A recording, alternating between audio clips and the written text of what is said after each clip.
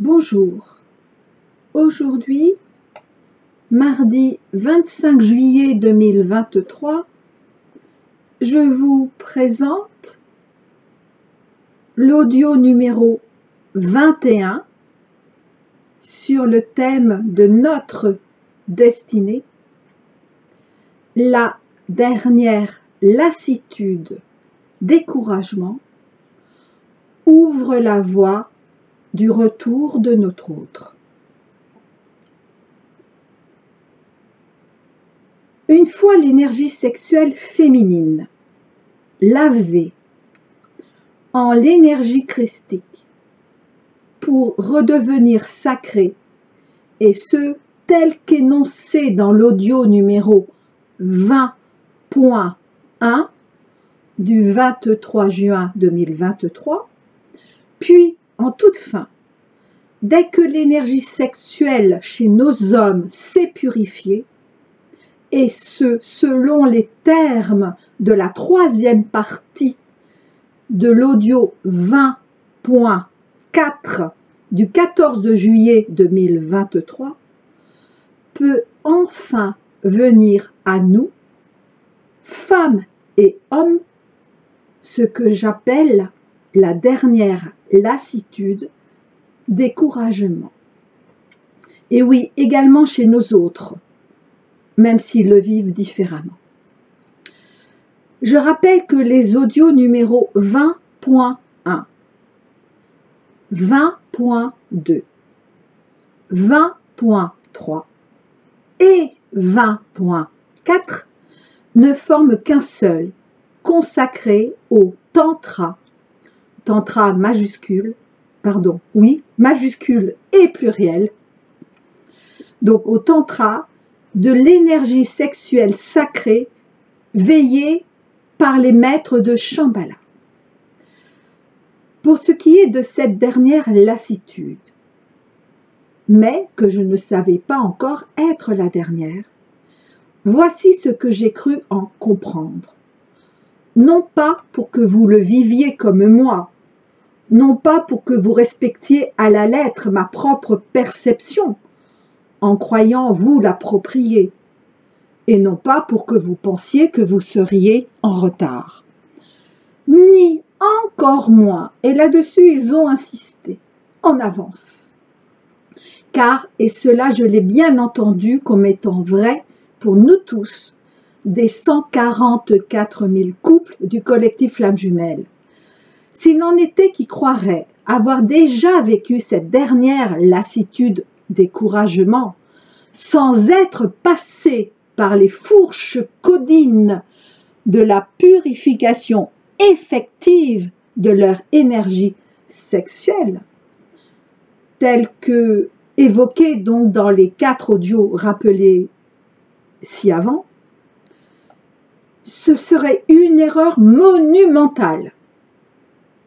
Et dès lors, ainsi qu'il est exprimé dans l'extrait que je vais vous partager d'un message par voie de channeling du 6 août 2008, ce serait ni plus ni moins que la manifestation d'un besoin égotique d'avoir encore besoin de dépendance spirituelle. Et vous comprendrez à la lecture de l'extrait. Car, et oui, la dépendance spirituelle peut être autant extrémiste que la dépendance matérielle. Mais je laisserai Sananda, qui est l'union de Yeshua et Madeleine, flammes jumelles en 2 en 1, bien mieux nous l'exprimer et nous le rappeler en fin de cet audio.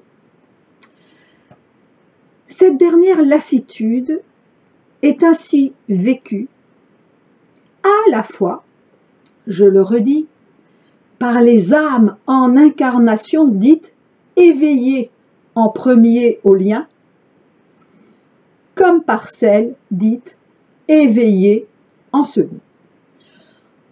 Mais en réalité, si les anciens chasseurs, appelés chasseurs, ont pu avoir en effet conscience en tout premier de ce lien si extraordinaire en y mettant des mots tout plein de qualificatifs et des compréhensions très rapidement, c'est bien parce que nos anciens runners, appelés ainsi, ont su avant nous, dès la première rencontre, nous reconnaître, mais bien sûr inconsciemment, en refusant, oui, surtout en refusant justement d'y mettre les véritables mots que nous avons su mettre. Et donc surtout pas ces véritables mots, surtout pas, car alors cela aurait été pour eux retrouver la pleine conscience de leur souffrance, car ils ont autant souffert que nous de la séparation de nos deux âmes ou de notre âme, selon que nous soyons âmes jumelles ou flammes uniques. Donc cette lassitude, découragement est ou sera vécue par nos autres anciens runners en inconscience, en tout cas au début, tandis que nous, en grande majorité des femmes, anciens chasseurs, nous la vivons en pleine conscience, mais pas tout de suite en pleine conscientisation. Cela dépendra de notre acceptation de le vivre en conscientisation, de conscientiser tout cela.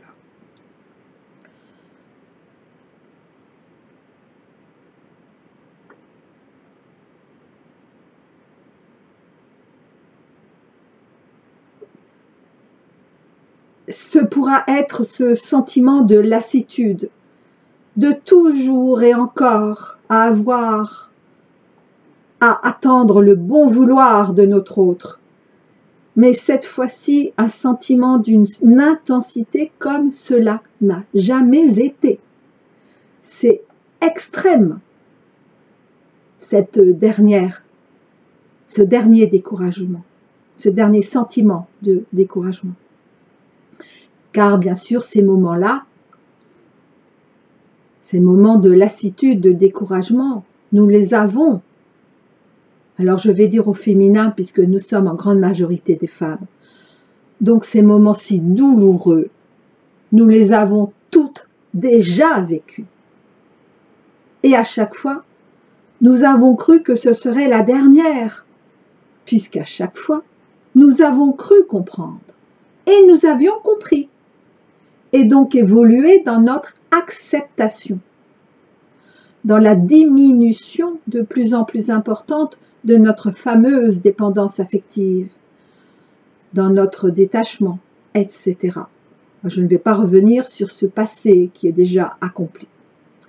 Et à chaque fois, nous avons même remercié notre autre, car sans la séparation résultant de toutes ces fuites diverses, puis notre propre protection, fuite d'une certaine façon, mais pas comme la sienne, pas comme les siennes.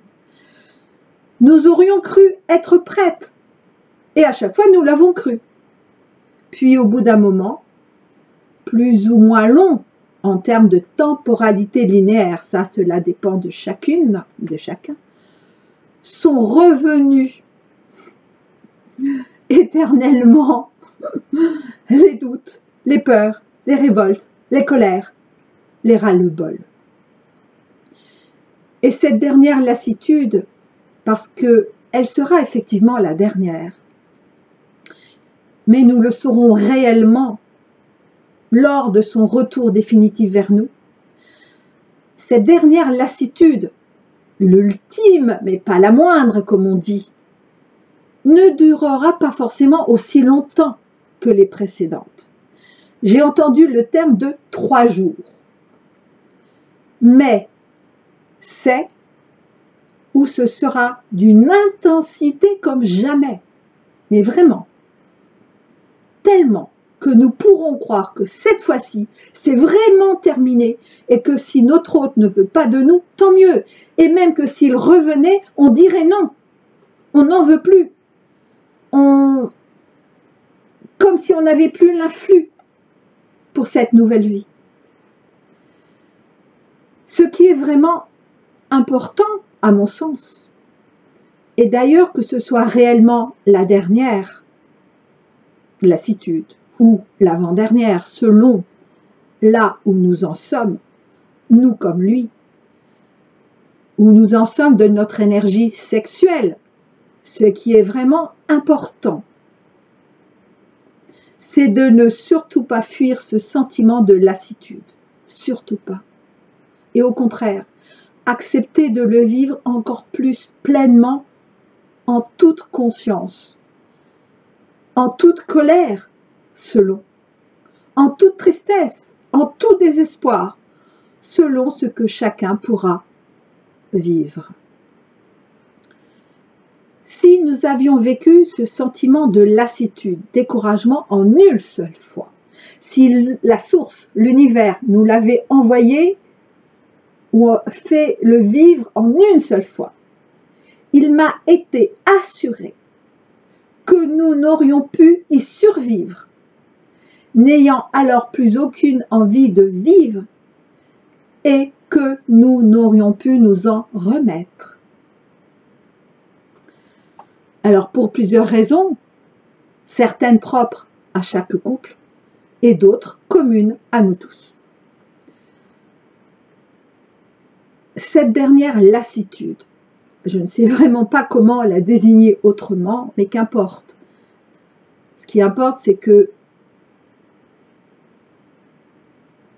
vous ressentiez, vous l'acceptiez au moment où vous le vivrez, est d'une telle force, intensité, parce qu'elle nous renvoie, et cette fois-ci directement, à toute notre attente, pas uniquement dans cette vie, non, à toute notre attente, depuis notre attente de retrouver celui ou celle pour nous, notre attente depuis des vies et des vies, remontant jusqu'à notre toute première séparation au plan de l'âme. Pourtant, cette dernière lassitude, comme toutes les précédentes d'ailleurs, est un vrai cadeau de la source, de notre source. Car cette dernière lassitude est la complète libération, en tout cas, nous mène à cette complète libération. Mais c'est pour ça aussi que nos amis du ciel et de la terre disent qu'en réalité, on peut dire que cette dernière lassitude est la complète libération, autant que possible, évidemment, en incarnation 3D et un peu le début de la 4D, la complète libération de tous nos doutes, de tous nos pleurs, de toutes nos souffrances, de toutes nos dépendances. Alors, nous autres aussi ont connu leur propre dépendance. Concernant notre lien, comme quoi il est véritablement notre amour de toujours. Alors cela ne veuille pas dire, et surtout pas, que nous n'avons pas à ne plus avoir aucun doute, que nous devons rechercher de ne plus avoir aucun doute. Non. Car ce sont des doutes, que peut naître la véritable foi. Mais cette libération de nos doutes, de tous nos doutes par rapport à notre lien, c'est le fait que nous aurons retrouvé suffisamment de confiance en nous, en notre lien, mais déjà en nous-mêmes, en notre lien, en notre autre, pour vivre sur la terre comme au ciel l'amour véritable au sein du couple, pour commencer. Et c'est justement en ce 25 juillet 2023, troisième et dernier jour, 7, 7, 7, et comme par hasard, en cette année 2023, si importante pour le réveil conscient de l'éveil de nos hommes, qu'il m'a été demandé de vous parler de cela. Si vous l'acceptez, quand vous l'acceptez, cette porte du 777 de ce mardi 25 peut vous permettre d'accueillir dans l'amour pour vous-même cette dernière grande épreuve de la lassitude, d'avoir attendu aussi longtemps, pendant des siècles et des siècles, les véritables retrouvailles avec votre âme de toujours. Car avant tout, les retrouvailles, ces retrouvailles des deux âmes pour les âmes jumelles ou des deux moitiés d'âme pour les flammes uniques, c'est ce qui est appelé la réunion de la femme et de l'homme de chaque couple du collectif flammes jumelles. J'aurais pu tellement vous en dire plus. Et d'ailleurs, il y avait une compréhension qui me semblait si importante. Mais je ne la rappelle pas.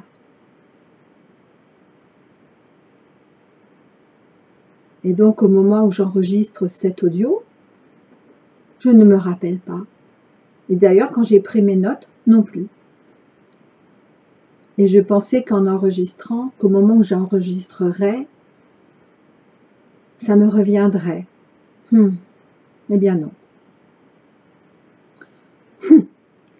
Alors ils me disent, tant mieux, car la suite, toute la suite, c'est votre propre histoire à construire à deux. Comme c'est aussi ma propre histoire.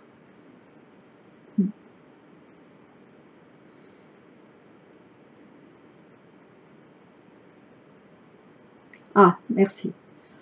Je suis tout de même autorisée à évoquer le fait, mais juste à évoquer, pas à en dire plus.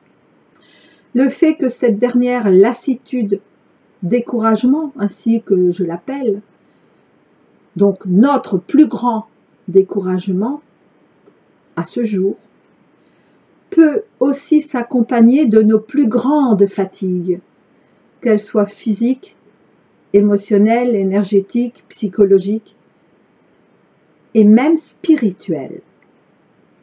Et là, cela m'amène directement à l'extrait que je souhaite vous partager, qu'ils ont souhaité vous partager, mais que je souhaite également vous partager.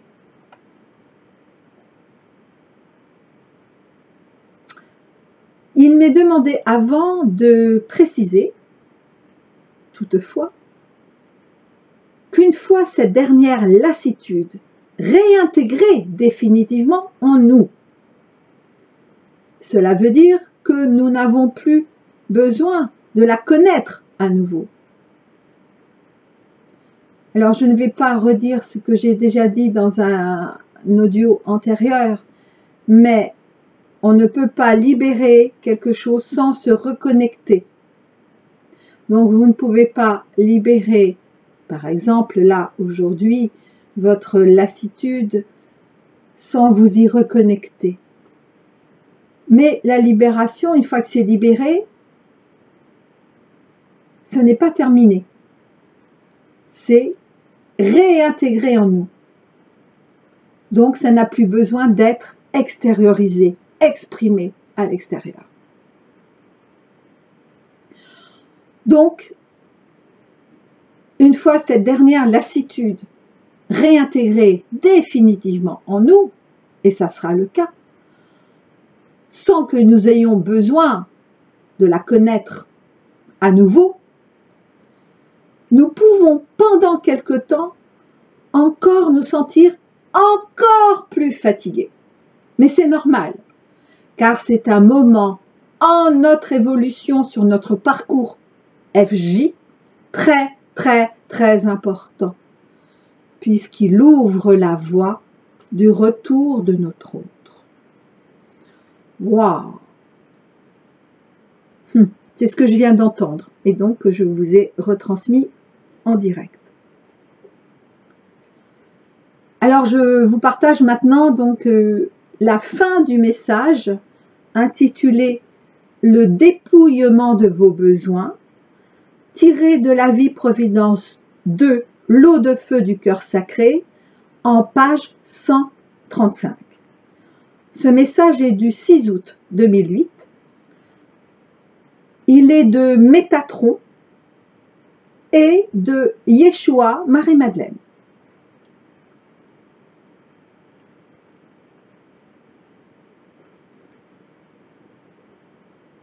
Alors, nous vous demandons de regarder en vous avec courage et détermination, de regarder à nouveau en vous, de demander à ce que toute la lumière soit faite sur cette avidité spirituelle qui transforme chaque bienfait que vous recevez en possession matérielle dénuée de tout souffle sacré. Le dépouillement de ce que vous croyez être est à ce prix. Le dépouillement de ce que vous croyez avoir compris est à ce prix. Le dépouillement de ce que vous croyez que nous sommes est à ce prix. Le dépouillement de vos prétendus besoins spirituels est à ce prix. Vous n'avez plus aucune autre alternative. Vous n'avez plus aucune autre alternative. C'est ainsi que vous êtes aigri et en colère contre vous-même. C'est ainsi que vous vous en prenez à la terre entière et au-delà. C'est pourquoi vous devez accepter ce qui est là pour vous, non pas pour vous remettre sur la croix d'une souffrance non comprise et non assumée, mais bien pour vous permettre d'accepter ce que votre être divin, étincelle unique de l'univers, vous envoie par compassion infinie pour vous. C'est bien pour vous en remettre de manière active au souffle du désir de votre volonté divine et non au misérable souffle d'un excès d'exercice, d'un excès de zèle, d'exercice de votre mental qui vous fait prendre pour de l'extase révélatrice ce qui n'est que de la gonflette spirituelle. Vous n'êtes plus des marathoniens des salles de sport spirituel. Vous n'êtes plus des marathoniens des salles de sport spirituel. Les choix de vos âmes vous ont amené jusqu'à ce moment présent où il vous faut vous dépouiller de ce qui vous a été donné. Ah ben oui, c'est ça, quand ils disent c'est comment la phrase? Que tout ce qui nous a été donné nous sera repris. Mais ça ne veut pas dire que c'est une punition de tout. Non, c'est tout ce qui nous a été donné dont nous n'avons plus besoin nous est repris. C'est ça que ça veut dire. Ça ne veut pas dire les belles choses qu'on vous a données ou alors parce que vous avez été heureux, maintenant vous allez être malheureux. Non. Ce qui vous a été donné vous sera repris. Ça veut dire tout ce dont vous n'avez plus besoin vous sera repris. Eh bien, on en est en plein dedans. Nous n'avons plus besoin de la lassitude. En tout cas, nous n'en aurons plus besoin très bientôt. Les choix de vos âmes vous ont amené jusqu'à ce moment présent où il vous faut vous dépouiller de ce qui vous a été donné. Non pas pour oublier, non pas pour balayer les merveilles que vous avez reçues, non pas pour ne plus recevoir ce qui est votre héritage, quoiqu'il n'ait jamais été question d'héritage, étant donné que vous n'avez jamais été dépossédé de quoi que ce soit, quand bien même vous auriez oublié. Et nous sourions de cet humour quelque peu désappointant à votre logique actuelle. Demandez-vous qui ou quoi en vous, qui ou quoi de vous, qui ou quoi de ces pensées qui vous habitent ont besoin de ces formes. Car sachez que nul ne pourra entrer dans la maison du Père, évidemment le Père divin, s'il possède en lui des formes dont il aurait encore besoin. Encore une fois, demandez et vous recevrez. L'agneau divin a frappé à votre porte. Écoutez-le, entendez sa lumière. Délestez-vous de choses dont vous croyez avoir besoin pour être ce que vous êtes. Dans les mondes qui vous attendent, tout cela n'aura strictement plus aucune utilité, car la notion même d'utilité aura tout bonnement disparu. Nous sommes là. Nous accomplissons l'œuvre commune qui nous unit tous en ce grand dessein dans lequel nous tous, de l'autre rive, sommes aussi impliqués. Alors c'est terminé la lecture. Je crois que j'ai dit avant dont nous aurions besoin. Il nous est repris ce dont nous n'avons plus besoin. Et là, ils ont dit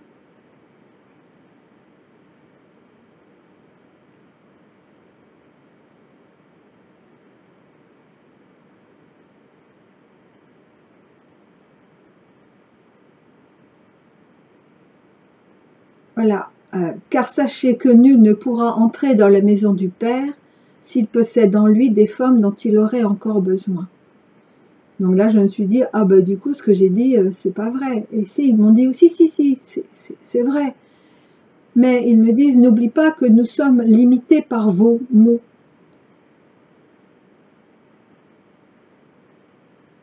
Et d'ailleurs, ensuite, ils disent bien, délestez-vous de choses dont vous croyez avoir besoin pour être ce que vous êtes. Dans les mondes qui vous attendent, tout cela n'aura strictement plus aucune utilité. Nous sommes là. Nous accomplissons l'œuvre commune qui nous unit tous en ce grand dessein dans lequel nous tous, de l'autre rive, sommes aussi impliqués.